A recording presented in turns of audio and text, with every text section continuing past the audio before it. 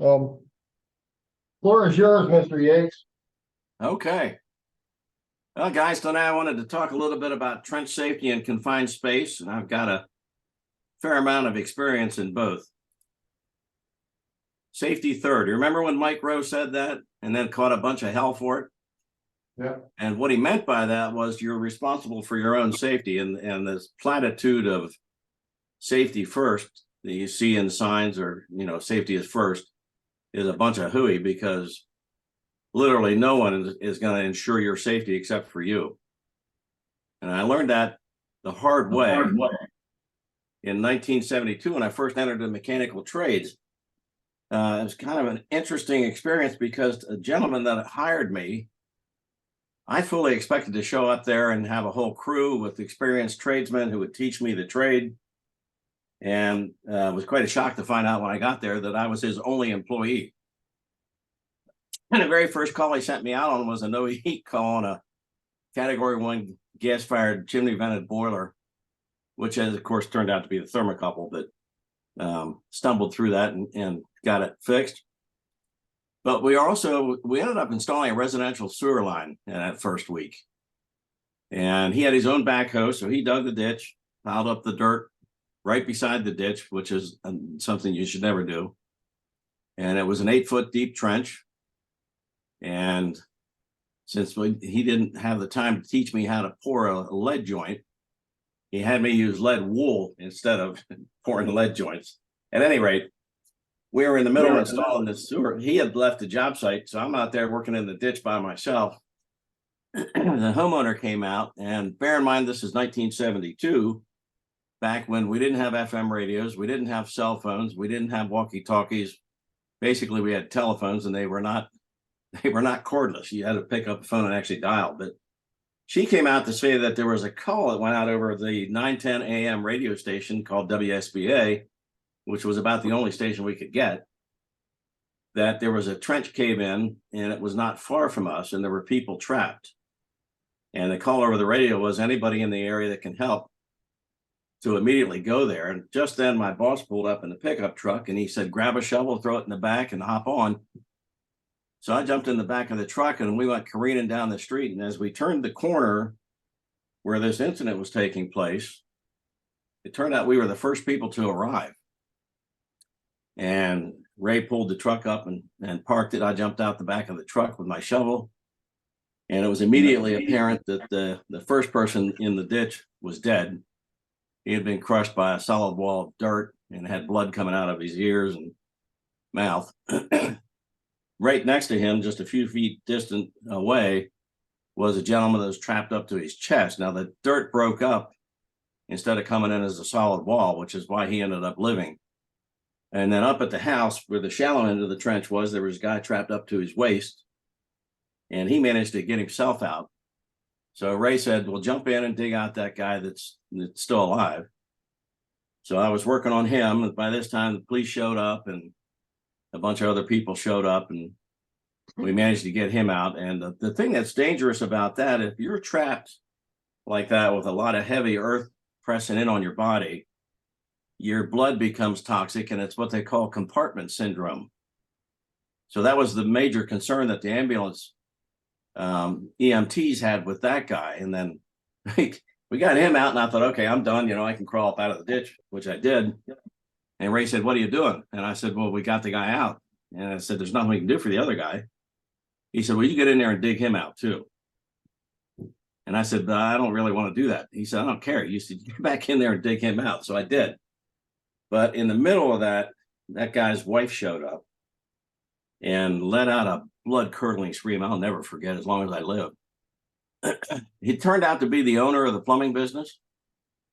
And when we went back to the job site, I said to my boss, I said, Ray, I'm not going back in that ditch without shoring. And he said, well, have it back at the shop. But I didn't want to use it because it takes too much time to set up. I said, well, I'm not going back in the ditch without it. So we went back to the shop and got the planks and the shoring jacks because there was no hydraulic shoring back then. From then on, I never went in a sewer ditch without that. But that was a very sobering experience and something that I carried with me throughout my 48-year career.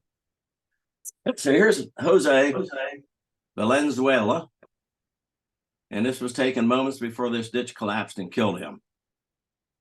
The family okayed sharing the photo, and there's actually plenty of photos and video online if you really want to go see what it looks like when a ditch collapses and kills somebody.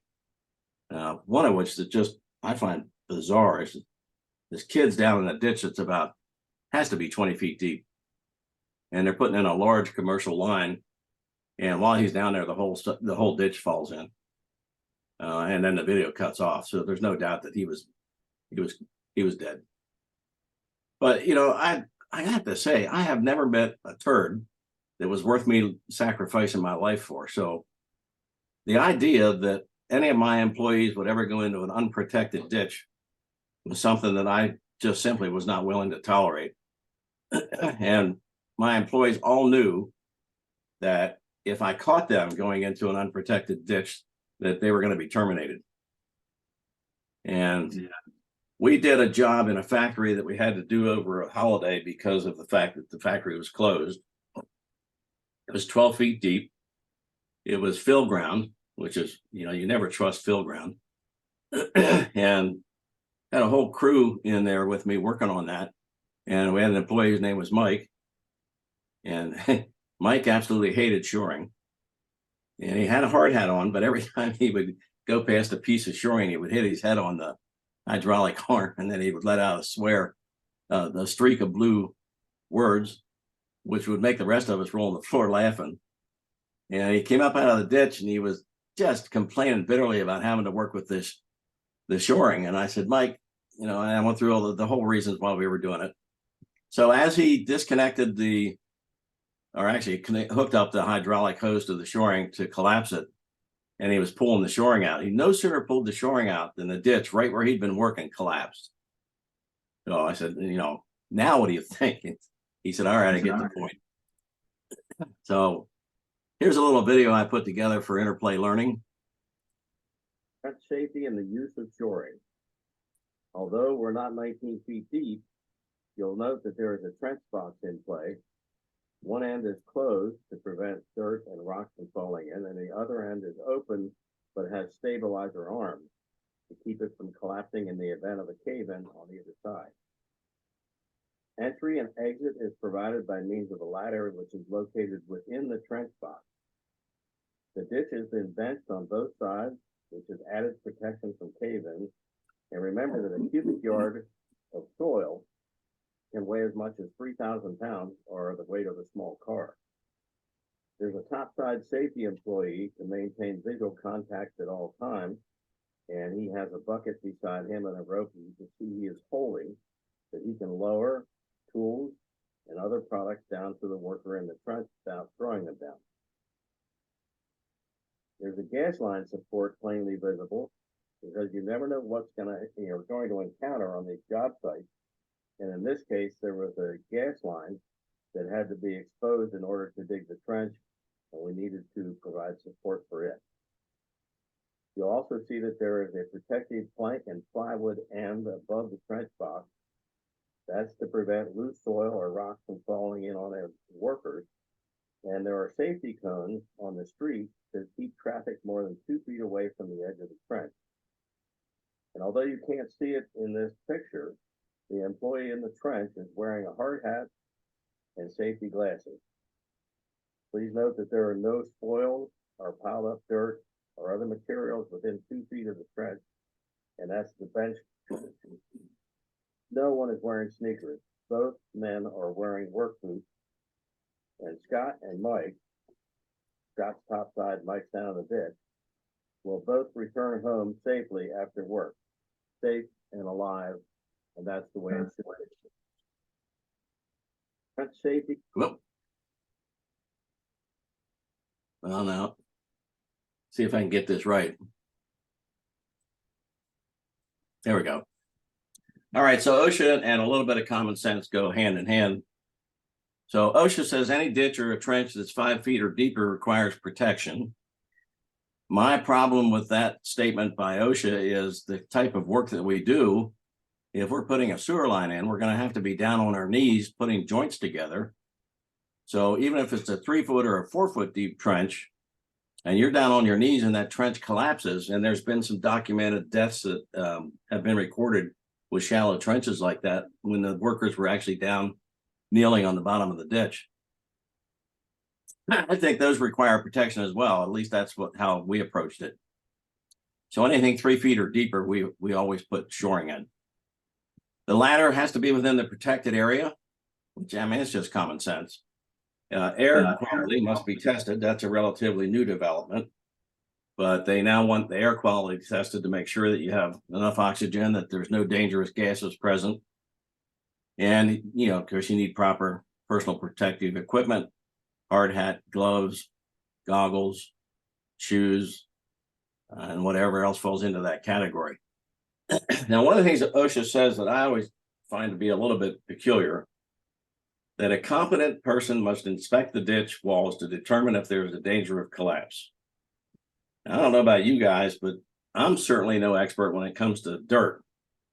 I don't know the difference between one type of soil and another, and how to judge whether it's stable or unstable, other than if it's fill ground, it's considered to be unstable automatically. But there's clays and then there's loose soil. So we always, as a matter of course, we go with the hydraulic shoring. It's really easy to deploy.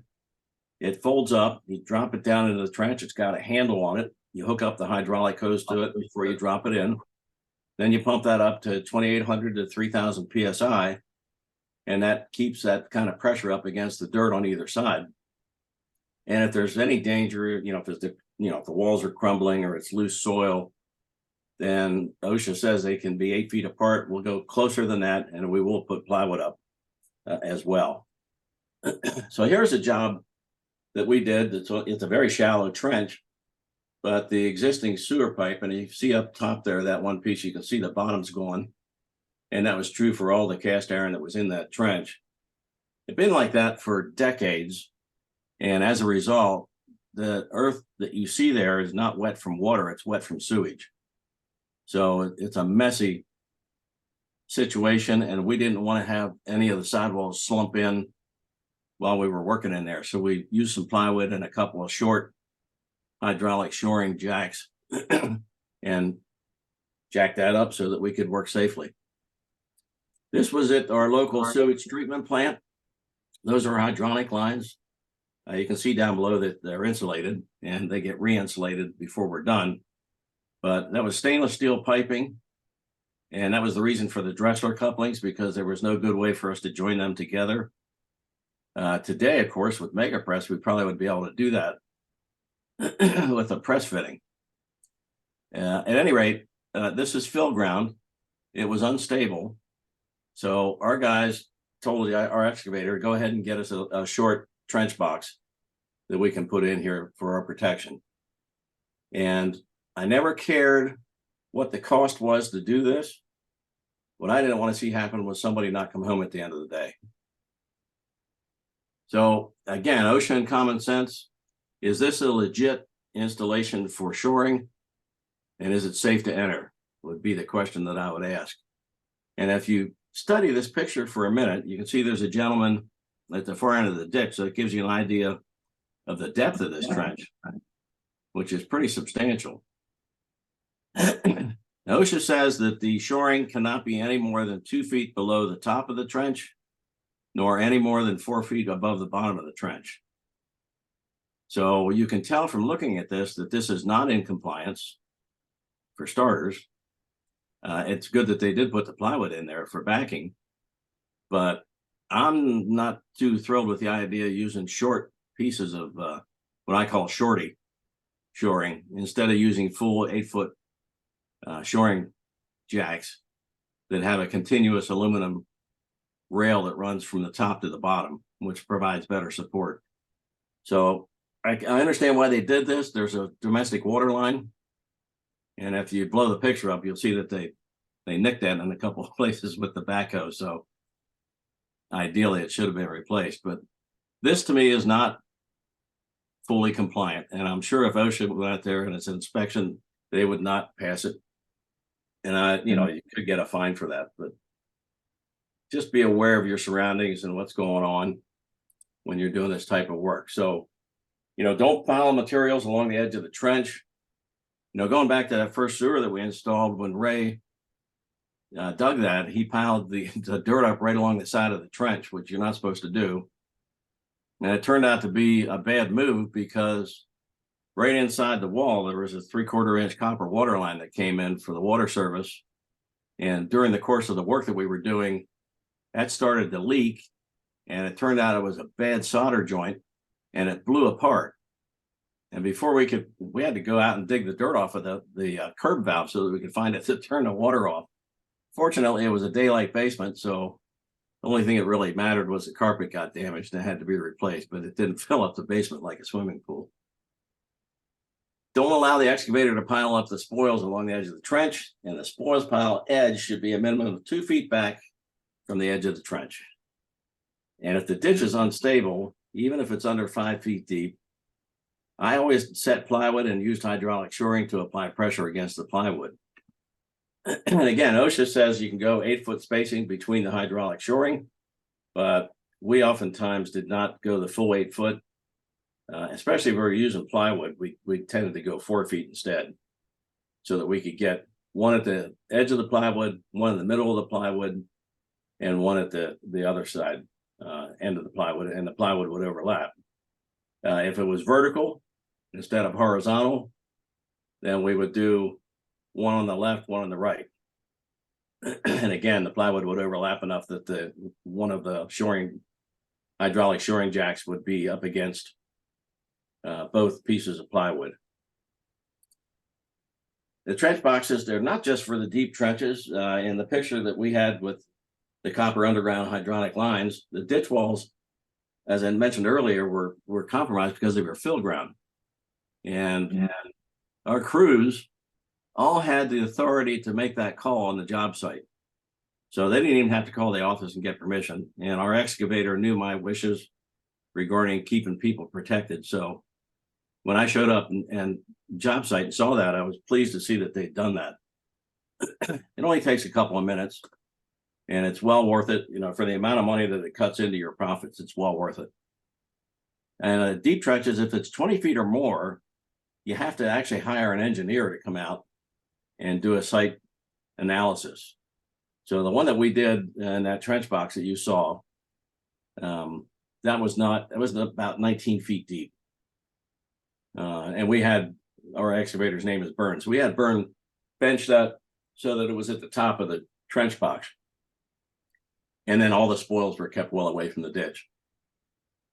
Same thing's true with vehicles. When I was digging that guy out of the sewer ditch, somebody showed up with a backhoe and drove it right up to the edge of the ditch. And I told him to get the hell out of there. And he didn't listen to me. So I picked up a piece of dirt and hit him with it. I said, get that backhoe the hell out of here. So I thought, I'm down here in this hole. I'm a good 4 feet below grade. And I don't need to have this ditch cave in again. It's already unstable. So with OSHA, it's slope it, bench it, or shore it, or box it, as the case may be. You're responsible. You need to return home safe and alive, as do your employees, to work another day. And there's my new day job over the last couple of weeks. That's our 3-month-old newest grandson. And we've been going down. They live close to Philadelphia. We've been going down to take care of him Sunday through Thursday each week. We had a short week this week, so I'm back home. But that's what it's all about, guys. You got to go home safe. And Lord knows that we're in a business where you're exposed to all kinds of hazards. Whether it's electrical or gas or whatever the case might be. God knows, whenever I worked with sheet metal, I couldn't do that without bleeding. So OSHA says that now we're going to move on to confined space entry. And I did probably no less than 100 to 125 confined space entries every year. We tested more backflow preventers than all the other firms combined in our area. And a lot of those were in pits. So we had all the equipment, we had all the training. Everybody in our company got certified to OSHA standards, which turned out to be a good thing because we absolutely needed it. but it has to be large enough for an employee to enter and perform work, has limited or restricted means for entry or exit, and it is not designed for continuous occupancy. So in the last couple of years, OSHA's been, whispering a little bit about crawl spaces and attics being added as confined space, and technically they would qualify. I'm a little concerned about that, but I'll tell you a story about what happened to us on a job site. This was in a large condo building, an old building, so it was timber frame construction behind the walls. And in a loft unit, we had to change out the HVAC. So there was a heat pump up on the roof, and of course a horizontal air handler tied back into the ductwork. And we could not replace the line set. We couldn't get to it, and we couldn't run a new one, so we had to flush it. And if you're not aware, most of the chemicals that we flush line sets with they're flammable. And if they themselves aren't flammable, the vapors are. And this was in a confined space up on the second level of this condo behind an access door. And our guys had flushed the line set. They went to lunch, came back, lit a torch to braze the new line set together, and it flashed over into a fire. Fortunately, we had a fire extinguisher right there. He was able to put the fire out, but not before the condominium filled up with soot, and so we had a big insurance claim. All the guys' clothes had to go out. We had to get new TV sets and the whole 9 yards. So, stuff happens that you sometimes can't foresee. But that was the last time whenever we flushed it, we didn't ventilate first. So OSHA confined space certification is required. And we had to have a number of these because of doing work at the landfills and other places where people had died in the past when they went into pits where they were not properly trained. But it's anytime there's a substance that can asphyxiate the entrant, potentially hazardous atmosphere, inward converging walls, and contains any other safety or health hazard. We had a number of places where we had to get permits. Primarily, it was the York County landfill.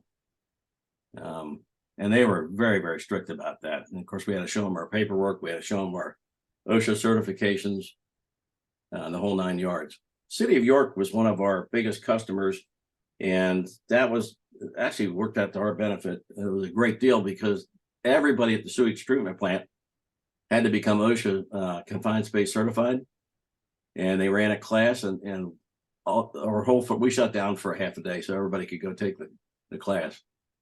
And it was funny because at the end of the class, there was a test so that you can get your certificate, and none of the city employees would stay for the test, but we all did. So a couple of things that happened with our certifications. We did one of the largest snowmelt projects in Pennsylvania at the WellSpan York Hospital with 14 miles of underground 3/4 inch tubing.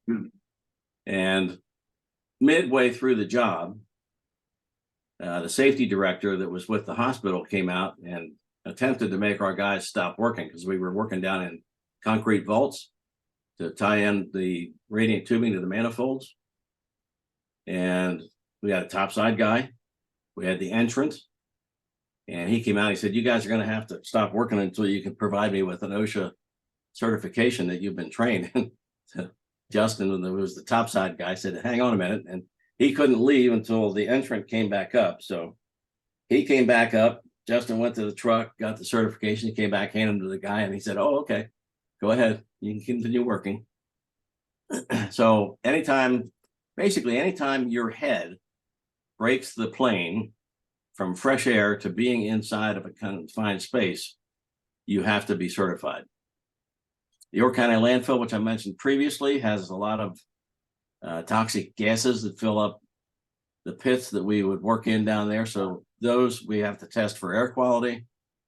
Then we also have to ventilate, and then we continue testing for air quality the whole time the entrant is inside the pit. In backflow testing, we had a couple of vaults that we call Widowmaker vaults because they actually registered 0% oxygen. And the first one that we encountered like that was next to an old landfill at one of our York County parks. And it's on a Superfund site. So the oxygen in there has been displaced by the gases that are coming off of the old landfill. So you've got the topside guy, you have the entrant. The topside guy is the site boss. He's in charge. And we had to explain this to everybody at the WellSpan York Hospital job site, that when we're in a vault doing work, that there's a perimeter that we established, that nobody can come within that perimeter without notifying our topside guy. You can't have any vehicles running anywhere nearby because of the carbon monoxide issue. And he's in charge. And anybody that fails to follow his orders will be reported. We're not going to tolerate that because our safety is paramount. But at any rate, he's the guy that's in charge. He's the guy that's in charge of the guy that's in the hole. He also is in charge of enacting the emergency plan if that becomes required.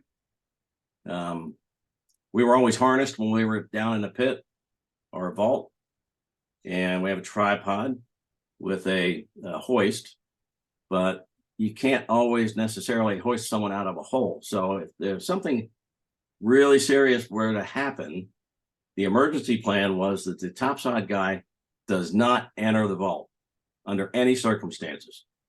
There's no sense having two people down because that's what will happen. And to prove it, we tried an exercise wherein we set up a ladder and had a 50-pound sack that you had to sling over your shoulder and climb to the top of the ladder and then come back down again while holding your breath. Because the thought is that you, oh yeah, I'll just hold my breath and go down and grab the guy and bring him back up the ladder. Well, you're not going to do that. It doesn't work. So the emergency plan is to be in touch with the local fire department EMTs, let them know what you're doing, and know that you might be, if you have a problem, you're going to be giving them a call. And then they have to have training for rescue in confined spaces. So we always had that plan in place. We had the emergency phone numbers. If we felt it was necessary, we'd notify them ahead of time that we were going to be doing this work just to put them on alert. And then the last thing is your topside guy, the guy that's trained and certified by OSHA, has the authority to say go or no go. If the site conditions are such that there's a danger present and the people who are creating that problem aren't willing to cooperate, he has full authority to say, well, we're not doing that work today, and pull off the job site. So our procedure was to have all personal protective equipment present, test the air quality before entering the vault and during the entire event. And we had a 4-gas meter that you could calibrate. And the funny part was the calibration gas was actually cow flatulence. So we used cow farts to calibrate the meter, which always cracked me up whenever we went through that process. We have a logbook that records the date, the time, the personnel involved, the site conditions. The entrant is always harnessed. We ventilate if needed, which was not always necessary, but oftentimes it was. And topside line of sight whenever possible. In other words, the guy that's topside, you want him to be able to see the entrant and observe what he's doing and keep an eye on that person. All site employees that we had were OSHA certified. So what does it look like? Here's a 4-gas meter, and it's got a built-in pump. It's got alarms, both audible and vibration. It is a rugged housing because it's going to be under some pretty hard use.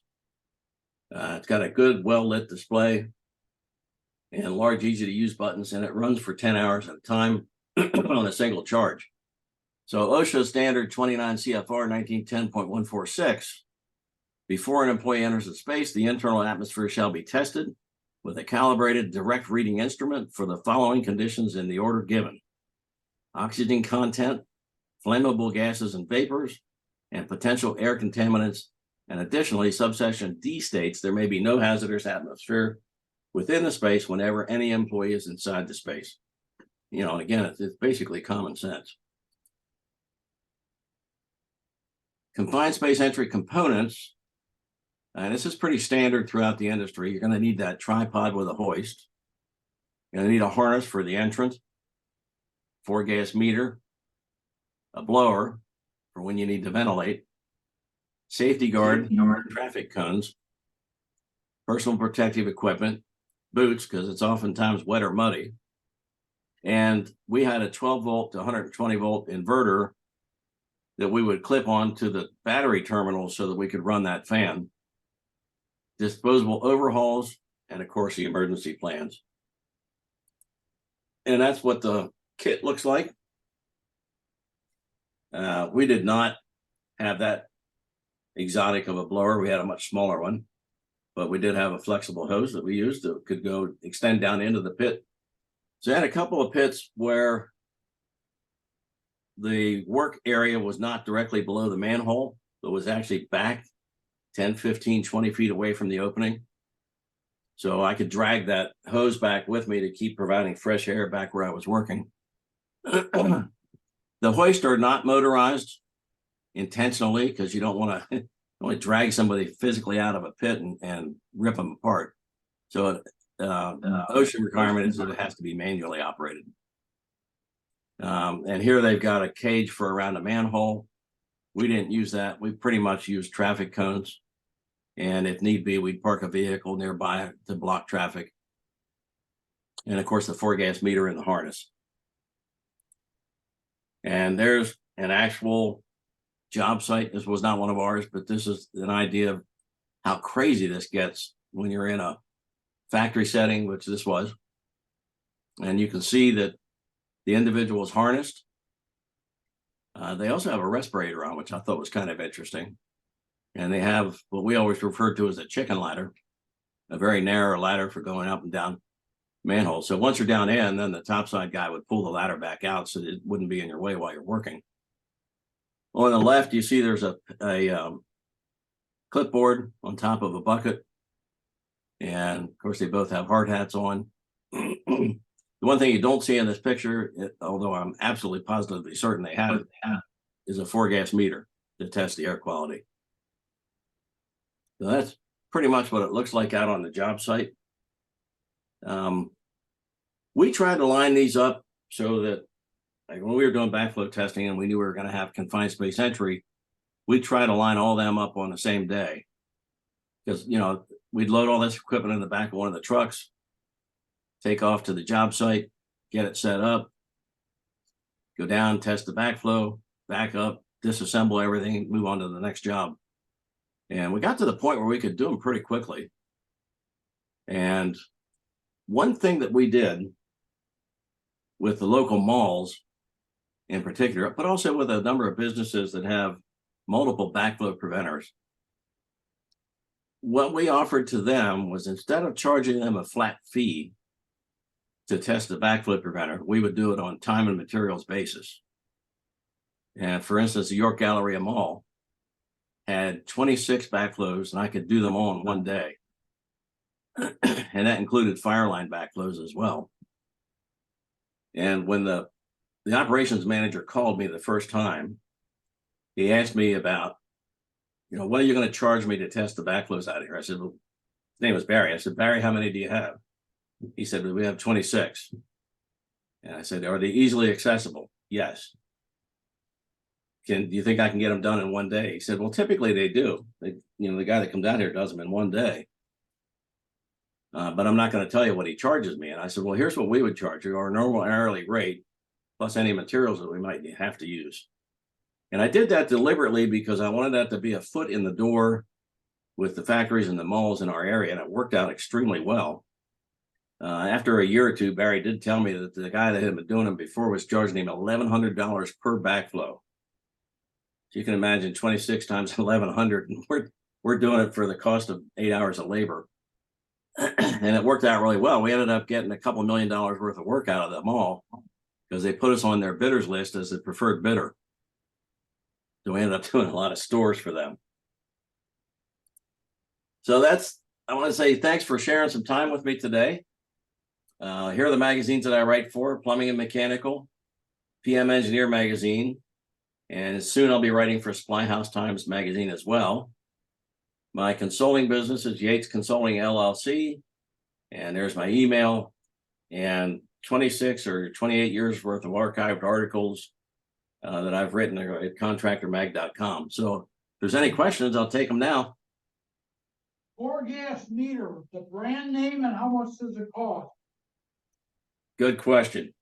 The 4-gas meter, if you go online and look up 4-gas meter, you're going to find that they run anywhere from about $150 to $3,000. They're all over the map, and as long as they're compliant with OSHA regulations, doesn't matter how inexpensive or expensive they are, it's whatever suits your budget. But I can tell you, ours was, if I remember correctly, ours was around $1,500 or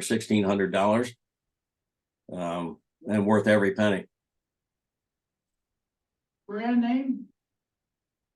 Again, if you go online, you'll I don't remember the brand name of the one that we had. Ours was metal. It wasn't in a plastic housing. It was in a metal housing, and it held up really, really well. It also had some organic sensors in it. So just like your combustion analyzer, occasionally we'd have to send it in to get new sensors. So we ended up buying a second one simply because we couldn't afford to be down without one.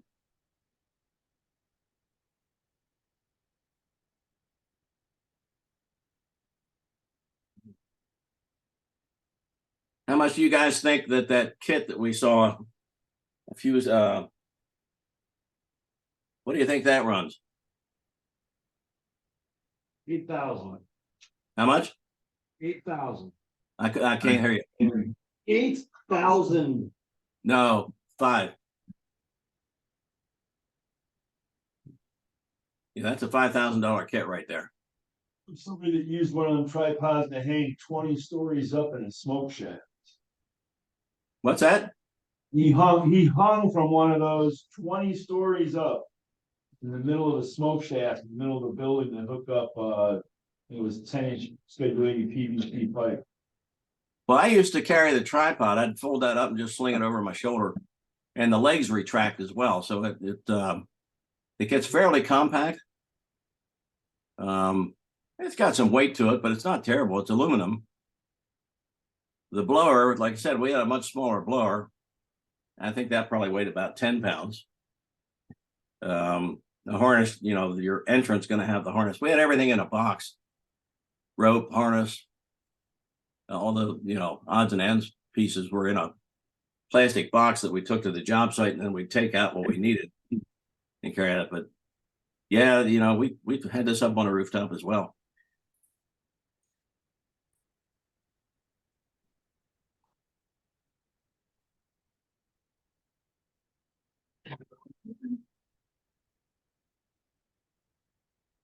So do any of you guys do confined space entry?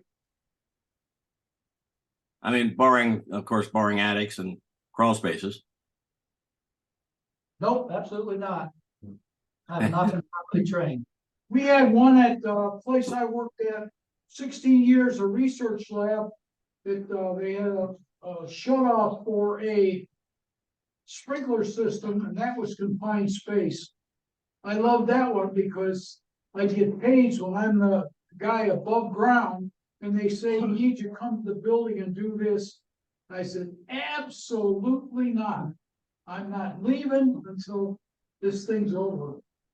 If you got one of those 4-gas analyzers and you're doing any kind of braze repair to refrigerant piping, it will go up about immediately. Well, if we were, if you're in confined space and you're doing something like brazing, you're going to be ventilating. You don't want to be breathing those fumes in. They're downwind. Yeah, downwind. Downwind your No, It's interesting too, because the PVC glue and primer that we use is also hazardous. And I know over the years, God knows, as many times when I came home at the end of the day, I could taste the damn stuff. I'd been exposed to so much of it. Yeah. it's got toluene in it. Gosh, that's horrible. And that's, let's go back to 1972. We didn't know anything about asbestos being dangerous back then. We used to put the old snowman boilers together and wrap them in chicken wire and then coat them with asbestos. We had asbestos training on the ship. 2 weeks after we gutted the engine room and fire room of asbestos. Take like $1 worth. Yeah. Blowing white snot, you know? City of Cleveland, the water department had a confined space entry. One guy went down, passed out. They sent 2 more guys down to get him, and they passed out. All 3 of them died. They broke the rules. Yeah. Oh, yeah. Yeah. Nothing like a dead hero. Here in Vegas, one man goes down, they bring a whole family of immigrants up. They live down I believe it. there. Well, we were putting sewers in back in 72. We were putting sewers in. Ray allowed me to run the backhoe after a couple of weeks because every time he ran the backhoe, he tore something up. So, the final straw was when he toppled an electric pole. He dug right beside it, and the electric pole fell over and tore the wires off. And I said, Ray, why don't you let me run the backhoe? 11 kV backhoe, mix that. It melts the sand. Makes a big block out of the sand. Yeah. Yeah, he tore gas lines off. We had rocks flying up out of the ditch with the gas, the raw gas, and fortunately it never set fire. But one of the stupidest things I ever did was we were in a trailer park, and the lateral was not, here's a big surprise, the lateral was not where the township said it was. And I popped a manhole cover and looked down, and it was, I don't know if it was 18 or 24-inch main sewer line, whatever it was, and it was brand new, and only a few people were hooked up to it yet. And so I took a tape measure and I crawled back to where this lateral was in the sewer line, and then measured from there back to the manhole so that we knew where to dig. And, and looking back on that, that was one of the stupidest things I ever did. But fortunately, there was enough air down there that it wasn't a problem.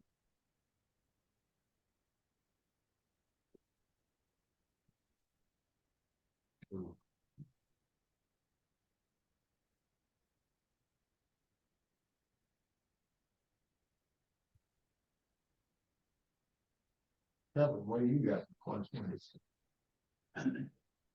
Oh, you pretty much summed up.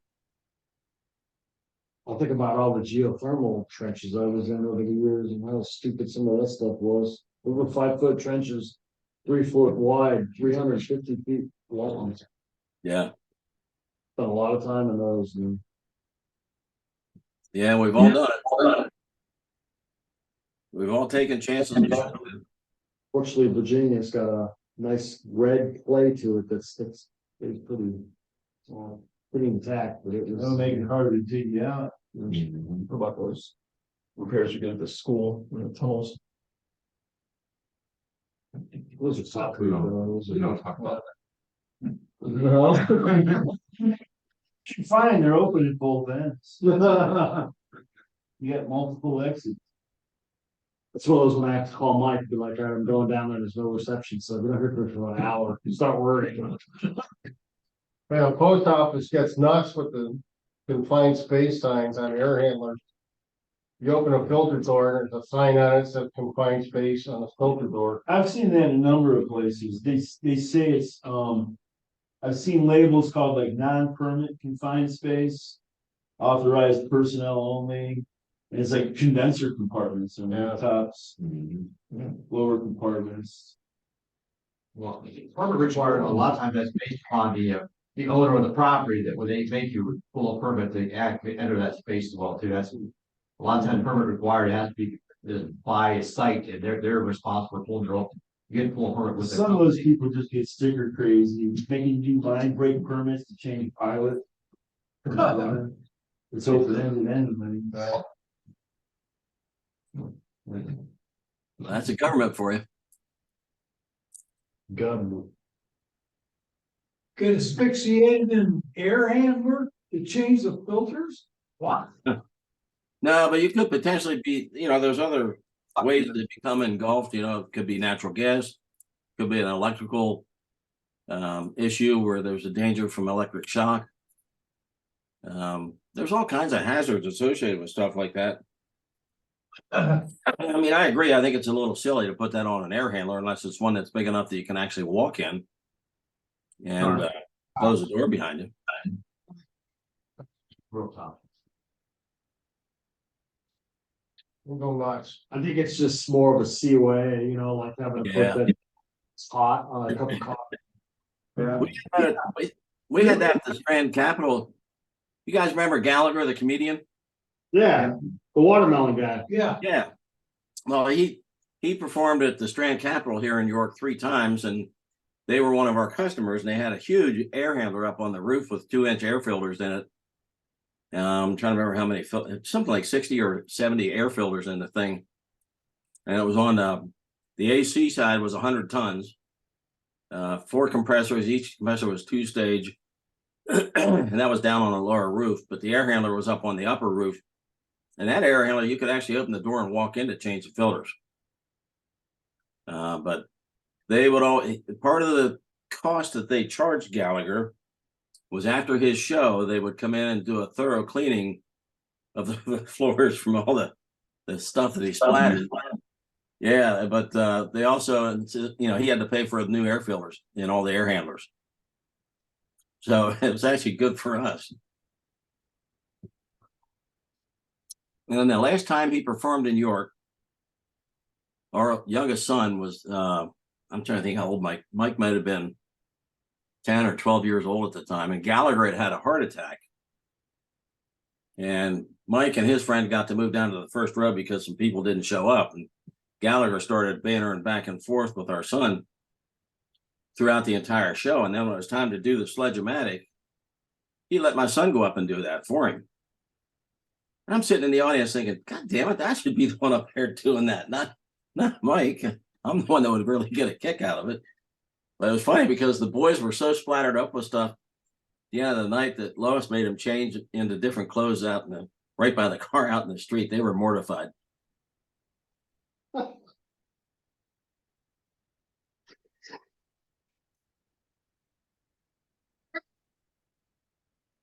the danger with those doors and air handlers, I had one that, the door closed and I figured out it would take 800 pounds of force to pull the door open. There's no way I could do that. So I had to take the freestat, and the freestat, I disconnected the wires so the fan would stop so I could get the door open and reconnect them. Wow. You're not supposed to open and shut those doors with it running, because if you let go of it, it slams shut. I've seen them accordions get sucked in, Yeah. destroy the doors. Cut a finger off. 50 horsepower motor was driving the fan. Big fan. You know, seeing that trenching video reminds me of when I was in the Army. We dug foxholes, 1 Kevlar by 3 Kevlar, and we lived in that hole. I don't think they cared about my safety very well. I was in there for a month at a time, but it's a hard hat. And people were shooting at you too. You were already buried. Sue the government. Yeah, they didn't care about my safety. Night vision was a bitch. trying to You'll get be around up in the foxholes. submarine for We had people 3 months with 150 other people. I don't think they cared about my safety either. Yeah. That's a confined space as far as I'm concerned. Yeah, that's about as confined as you get. So man, but see, I was smart. I made a hooch above ground because I was a medic. We had confined spaces in the confined space. Poncho hooch. Yeah. But yeah, we didn't dig foxholes like that.